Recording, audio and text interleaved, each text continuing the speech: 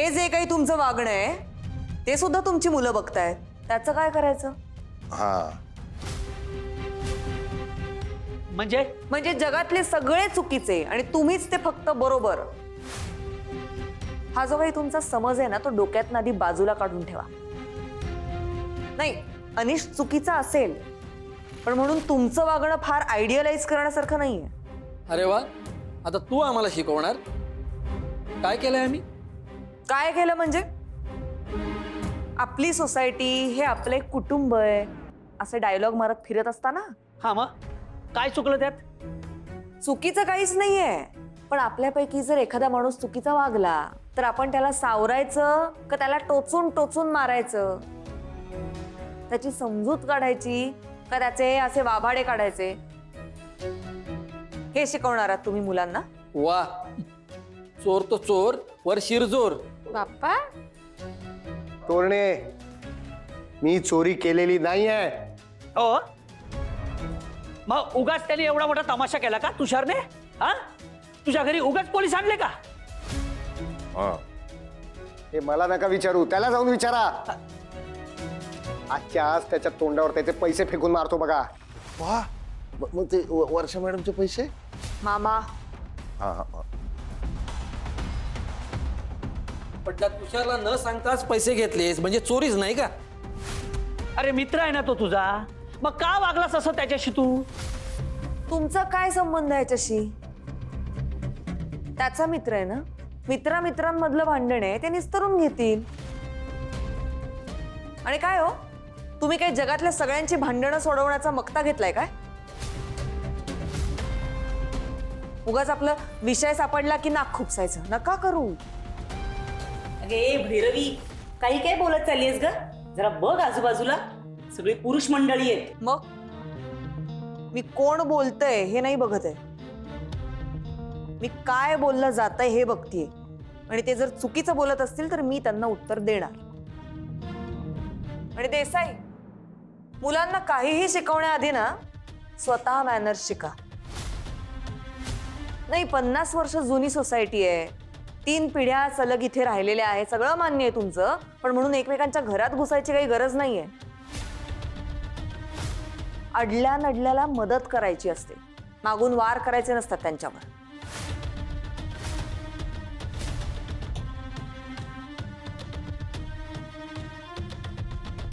तुमच्यात थोडी जरी हिंमत असेल तर त्यांनी समोर या आणि मला सांगा की तुम्ही हा कागद छापलेला आहे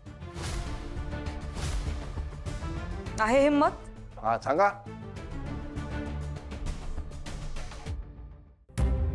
म्हणजे तुमच्यापैकीच कोणीतरी हे केलेलं आहे म्हणून तुम्ही पाठीशी घालताय का कोणाला? हे शिकवायचंय तुम्हाला मुलांना की कोणाला टार्गेट कसं करावं, पब्लिकली ह्युमिलिएट कसं करावं हे शिकवायचंय? काय तोरणे, तुम्हाला काय वाटलं? मला काहीच कळत नाहीये. तो ए विंग मधला फ्लॅट जो तुम्हाला हवाय ना, ज्यासाठी तुमचा आमच्यावर एवढा राग आहे, तो आम्ही कधीच सोडलाय. त्यामुळे बिनधास्त राहा तिकडे आणि राहता राहिला प्रश्न आमचा इथे राहण्याचा, तर माझगावकरांच्या पुढच्या 3 पिढ्या सुद्धा इथेच राहतील. हे लिहून घ्या. लिहून घ्या.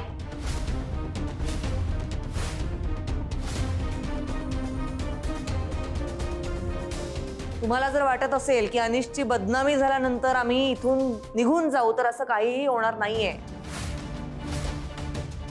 एक गोष्ट लक्षात ठेवा, तुमचे सगळे डाव मी ओळखून आहे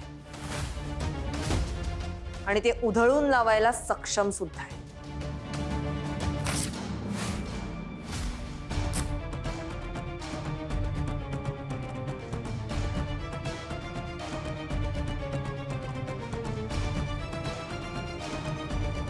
अनिश,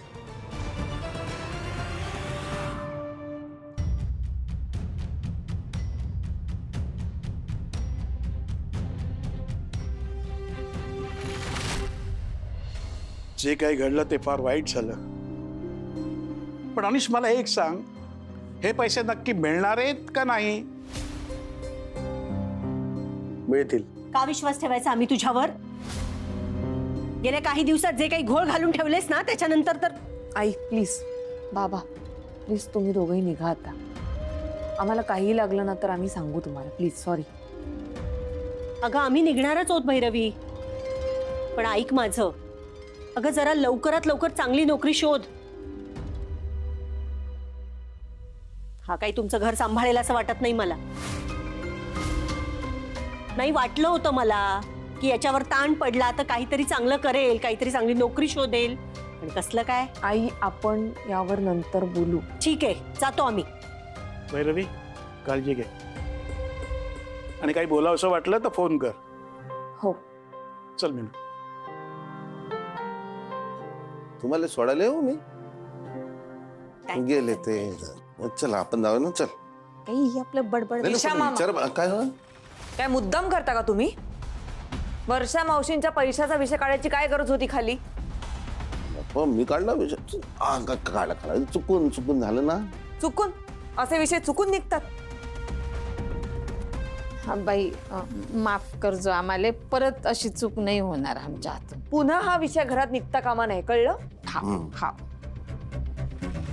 लागा कामाला. हा. अनिश, त्या तुषारचे पैसे लवकरात लवकर परत कर आणि विषय संपवून टाक प्लीज. आता सणाचे दिवस येत आहेत, गणपती येतील काही दिवसांनी, आणि मोस्ट इम्पॉर्टंटली या सगळ्यामध्ये मुलं खूप डिस्टर्ब झाली. प्लीज हा विषय लवकरात लवकर सॉर्ट आउट कर. करतो. तुझ्या सगळ्या ऑर्डर्स व्यवस्थित फॉलो करतो. तू उगाच वेगळ्या ट्रॅकला जातोयस आता. फार बरं वाटलं असेल नाही तुला? म्हणजे काल कुणी नसताना माझ्यावर हात उचललास तू, आणि आता सगळ्या लोकांसमोर आयडियल बायको झालीस. बरं वाटलं असेल ना तुला? कसं काय जमतं का तुला हे सगळं? मी घर चालवायला केपेबल नाही आहे हे सुद्धा प्रूव्ह झालंय आता. माझं घर, माझे वडील, मुलं, या सगळ्यांची जबाबदारी तू घे. माझ्यात काहीच कॅलिबर नाहीये. मला काही जमतच नाही, शक्यच नाही मला. माफ कर मला.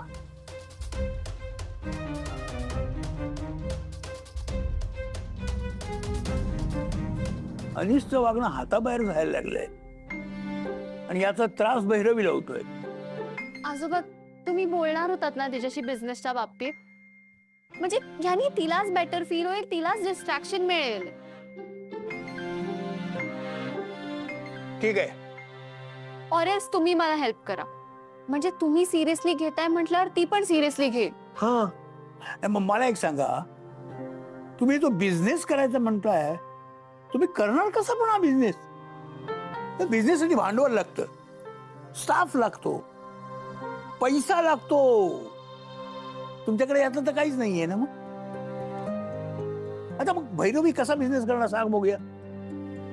आजोबा आजकाल बऱ्याच गोष्टी ऑनलाईन होतात, सो डोंट वरी. मग सगळ्या गोष्टी तुम्ही यंत्राकडून करणार, आणि माणूस आपला बसला बेकार. हा? नाही नाही तसं नाही. मग जाहिरात ऑनलाईन द्यायची आणि मग ऑर्डर्स मिळवायच्या. तरी देखील भांडवल आणि जागा याचा काय? तुम्हाला क्लाउड किचनची कन्सेप्ट माहिती आहे? म्हणजे ढगातलं स्वयंपाकघर तसं झालं ना. तर आजोबा क्लाउड किचन म्हणजे एक छोटी स्पेस घेऊन त्यात लिमिटेड आयटम्स करणं. Right. आपण तसं काहीतरी करू शकतो. अगं मग बेकऱ्या आहेत की एवढ्या, लोक त्या सोडून तुमच्याकडे का घेतील तेच पदार्थ सांगा. एक्झॅक्टली, त्यासाठीच मला माऊची हेल्प हवी आजोबा. तुम्हाला माहितीये लास्ट टाइम तिने माझ्या कपकेक्सला काय फन ट्विस्ट दिला होता. ती ह्या वेळेला पण तसंच काहीतरी करू शकते. Something fun and innovative. म्हणजे तुमचं नक्की असं ठरलेलं काही नाहीये, सगळं आपलं हवेत. नाही पण आजकाल असंच करतात ना सगळे, ट्रायल अँड एरर बेसिसवर, आणि करत करत गोष्टी डिस्कवर करतात. मग तोपर्यंत काय पैसा आणि वेळ वाया. हा? आजोबा तोच पैसा आणि वेळ वाया जायला नको म्हणून आम्हाला माऊची हेल्प हवी आहे. So will do one thing. आपण पहिले ऑर्डर घेऊ, मग भैरवी मावशीकडे जाऊ आणि तिला रिक्वेस्ट करू.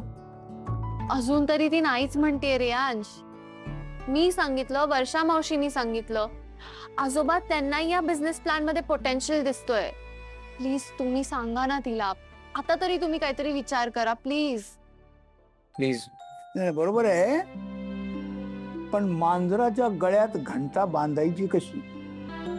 एक minute, I didn't get you guys. Sam कठीण आहे यार तुझं. ए मावशीला कसं कन्व्हिन्स करायचं त्याबद्दल बोलतायत आजोबा. दॅट इज हिज कॉल ना. माय कॉल, सगळं माय कॉल. तुम्ही काय करणार मग? आम्हाला मला जर विचार करू दे.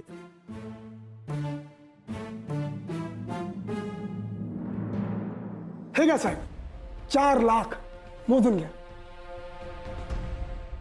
4 लाख?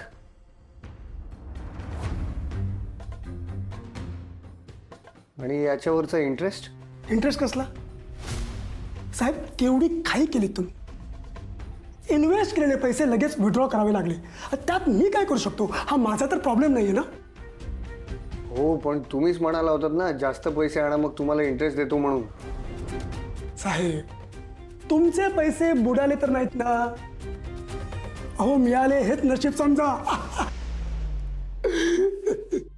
म्हणजे एवढं सगळं झालं आणि त्यातून काहीच प्रॉफिट मिळालं नाही? एवढं सगळं म्हणजे नक्की काय म्हणायचं तुम्हाला? नाही, काही नाही. साहेब तुम्हाला एक सांगू, तुम्ही डायरेक्ट मोठा घास घ्यायला जाऊ नका. सुरुवातीला थोडे थोडे पैसे गुंतवा. माझा ऐका, मी तुम्हाला फुकटचा सल्ला देतोय. ए हॅलो, मी इथे काय तुमचा फुकटचा सल्ला घ्यायला आलेलो नाही आहे.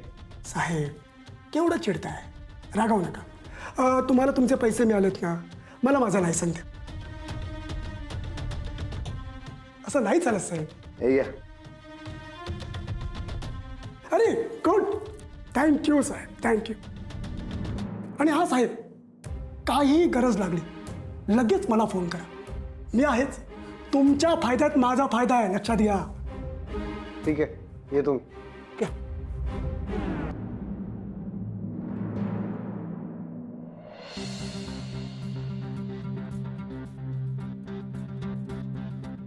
सुनबाई, काय माय बाई, बाईचा जन्मच खोटा ना.